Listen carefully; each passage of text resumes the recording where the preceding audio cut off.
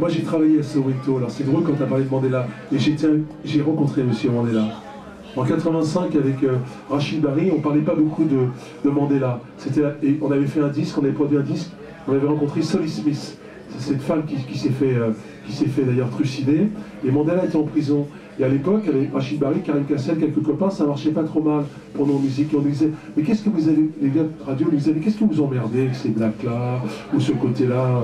Et 2-3 ans après, c'était la grande mode. Et on avait produit un disque qui s'appelait Apartheid-No, on en a vendu quelques milliers, et avec cet argent, ça a permis à payer un peu les avocats, etc. Et 20 ans après, on a été invité à Johannesburg, à Soweto, etc. Et j'ai rencontré M. Mandela 3 minutes. Ça marche jamais les appareils photo dans ce cas-là. Tu sais que... Voilà. Mais je suis resté 20 jours là-bas et à Soweto, j'ai rencontré plein de gens, des écoles, on était dans les écoles, dans les collèges. Pour ça, tout à l'heure, quand je t'ai parlé de Mandela, on avait fait un disque qui s'appelait Africa Queen. Et c'était avec Gilles Angouron, je ne sais pas si vous vous rappelez de ce chanteur, qui était un type formidable. Rachid Barry, il avait fait un album, il s'appelait Terre Sanguine. Karim Kassel, quoi, des bons gars. Karim, maintenant, il est rentré dans la Spédida, il a de grosses cils. Je sais que c'est comme les gars dans la SACEM ou des trucs comme ça. Puis Rachid est toujours pianiste. Voilà, moi je pense qu'on pourrait finir la soirée avec notre petit Guillaume. Comme notre petit Guillaume, je dis ça parce que je fais 3 cm de plus que lui, je suis content. Avec mon petit Guillaume, mon petit poulain, alors, la petite Sophie. Ah, l'époque du luxe, ça nous manque, hein. Guillaume, qu'est-ce que tu veux, dis donc? Il y a une chanson qu'on aime bien chanter. C'est une chanson sur l'amour. 3 cm, c'est pas mal. Ah oui. Ça, c'est une belle idée, hein. C'est encore une belle histoire, ça. En 2004, c'était au mois de novembre, il y a 7 ans déjà, j'étais parti sur la péniche du Cœur. Et la péniche du Cœur, c'était un bateau qui est juste à côté de la piste d'hélicoptère, le ministère des Finances. Je crois qu'ils ont besoin d'un hélicoptère au cas où il y a une révolution, qu'on voudrait piquer les caisses. Il faut toujours s'envoler. Et donc, péniche du Cœur, c'est les restaurants du Cœur montés par Coluche. Et puis chaque année, il y en a de plus en plus. Nous sommes 7 millions en France de gens qui vivent en dessous du seuil de pauvreté. Donc je vous laisse compter voilà. Les gens de peu. Alors, cette chanson, elle est drôle. Pourquoi elle est drôle? Il y a toujours une anecdote comme ça. Et Guillaume, il a, avec son... C'est une âme charitable. C'est le côté... Et il dit, tiens Pierre, j'ai une copine. Alors c'est quoi? C'est de l'abbé Pierre, là, hein. L'abbé Pierre. Comment ça s'appelle? Emmaüs. Les Emmaüs. L'un des premiers Emmaüs se trouve dans le 8e arrondissement, quoi, se trouvait. Alors on allait, Guillaume y allait plus souvent que moi, puis je suis venu quelques fois avec toi, chanter là-bas pour... Rue du Faubourg Saint-Honoré. Chanter 3 trucs des Rolling Stones, quelques chansons à nous, et les gens qui s'occupent d'eux, qui s'occupent dans ces choses où c'est même ouvert la nuit pour que les mecs là puissent dormir. Et on avait rendez-vous juste à côté, dans un restaurant après, alors on joue là-bas, on reste quelques heures, et après on part, il y a une rue près où on a fêté votre anniversaire, on se retrouve dans un restaurant de luxe. Le monde à l'envers. Donc dans le restaurant, on ne pouvait pas leur dire d'où on venait. Et on s'est amusé à regarder les vitrines dans ce quartier. C'est quoi, comment ça s'appelle cette rue? C'était rue du Faubourg Saint-Honoré, et l'autre rue qui... Même au Monopoly, hein, quand tu tombes là-dessus, t'as 2 hôtels, l'autre ça paye cher. Hein. Et c'est drôle parce que quand tu sors de ce genre de lieu et que tu vois à côté, je me souviendrai toujours d'une paire de chaussons qui coûtait 870 €. Et voir donc, ce petit lieu avec des gens fort sympathiques, ça m'a donné l'envie, pour le disque de Guillaume, de faire une chanson qui s'appelle juste de ceux qui n'ont pas envie toujours d'en parler. Vous savez, il y a beaucoup de gens qui sont à la télé, et j'ai fait ceci, j'ai fait cela, et généralement, on ne les voit pas vraiment sur le terrain.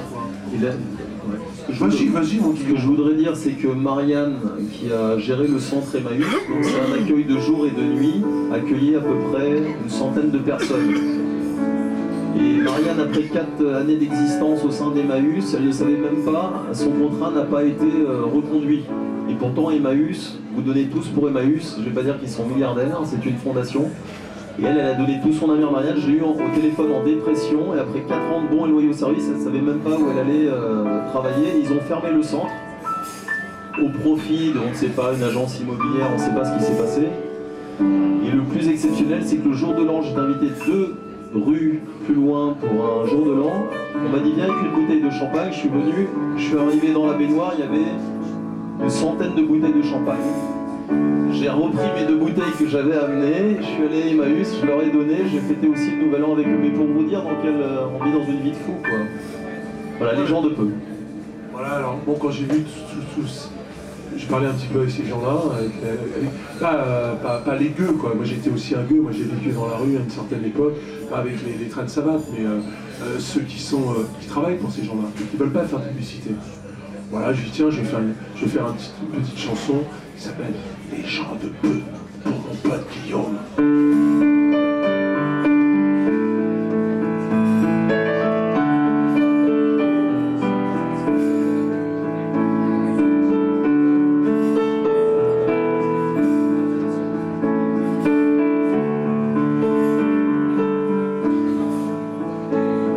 Ils ne passeront jamais à la télé,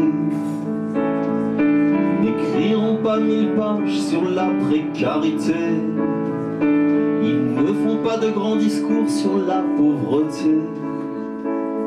Ils ont juste de l'amour à partager. Qu'ils croient en Dieu ou qu'ils soient athées, ils ne peuvent pas vivre dans la sérénité sans aider ceux qui n'ont plus rien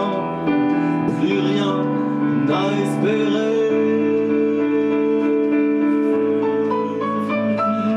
Les gens de peu ne sont pas de ceux qui ferment les yeux sur la souffrance qui avance et flingue l'existence de ceux qui crèvent en silence sur les trottoirs de l'indifférence. Les gens de peu mènent un combat silencieux sur toutes les lignes de nos métros. C'est toujours le même scénario. Excusez-moi, je m'appelle Roger. J'ai besoin d'une petite pièce pour manger. Mais dans le wagon, le monde est pressé. Il n'a pas le temps d'écouter ce cœur brisé, agonisé, prêt à exploser. Les gens de peu ne sont pas de ceux qui ferment les yeux. Pas besoin d'aller très loin pour voir la misère au quotidien. Salariés le jour, sans abri la nuit, ils sont des milliers, exilés de la vie. Nous on détourne les yeux, on se tient à distance. Parfois on donne un peu, juste pour avoir bonne conscience. Les gens de peu ne sont pas de ceux qui ferment les yeux. Les gens de peu ne se prennent pas pour le bon Dieu.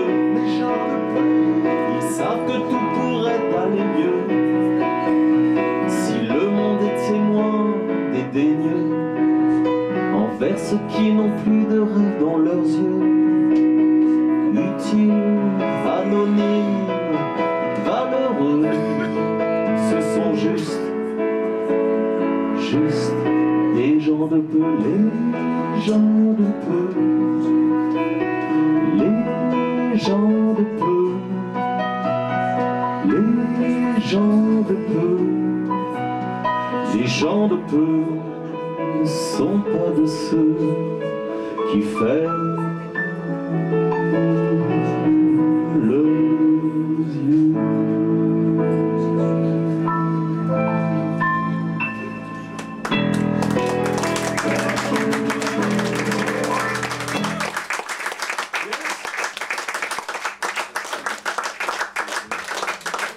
Allez, après avoir balancé tout ça, un peu d'amour. L'amour!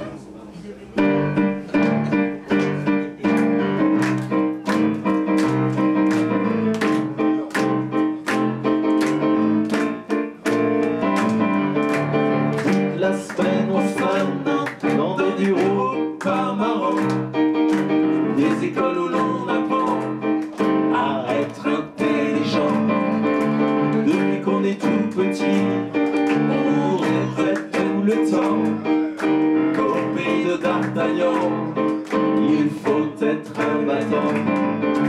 Alors on joue les bouffons, formation et stage bidon. On ferait n'importe quoi pour être en casting rien qu'une fois. Pendant que les grands tout plein d'argent font mumuse à nos dépens. On se dit qu'avant d'être des méchants, c'était des bébés charmants. Si on s'aimait un peu seulement sans regret, si on s'aimait, on prenne le temps d'être vrai. Si on ouvrait un matin tous les volets, on se jurait, c'est aujourd'hui ou jamais. Si on s'aimait un peu pour de vrai, et même qu'on le ferait exprès, oh, tous les jours on se prend la tête pour un oui, pour un non. Oui, monsieur le directeur, c'est nous qu'on tort, les actions toujours raison. On se dit ce qu'on vit c'est pas bien, c'est toujours la faute à quelqu'un. Mais c'est quelqu'un d'entre nous, il nous ressemble beaucoup. Si on s'aimait un peu seulement sans regret, si on s'aimait, on prenne le temps d'être vrai, dire qu'on savait, se faire du bien, prêter nos jouets quand on était des petits loups couverts de creux, des petits poussets sans peur de la grande forêt. On se disait tous nos secrets quand on s'aimait.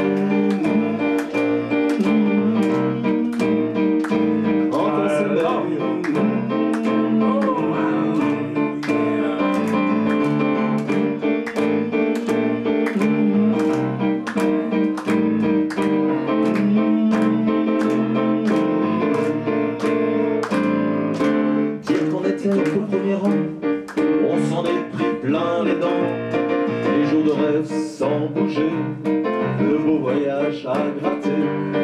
Faudrait peut-être se réveiller avant que tout soit terminé, bon à jeter dans l'évier. Mais la vie elle passe à 100 à l'heure, les histoires d'amour on n'y peut rien. Le bonheur est voyageur, il ne choisit pas son train. On a beau courir, souffrir, mentir, ça on le sait bien.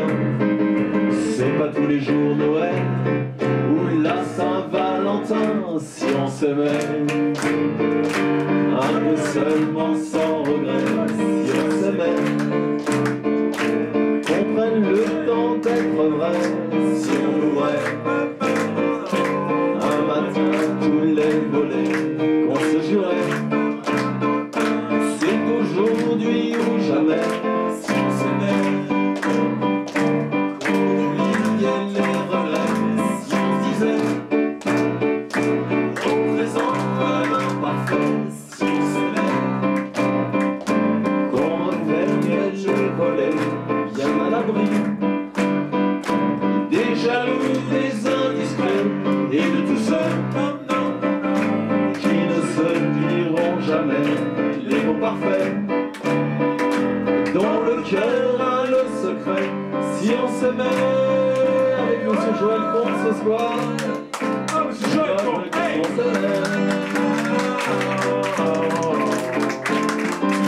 Si on s'aimait,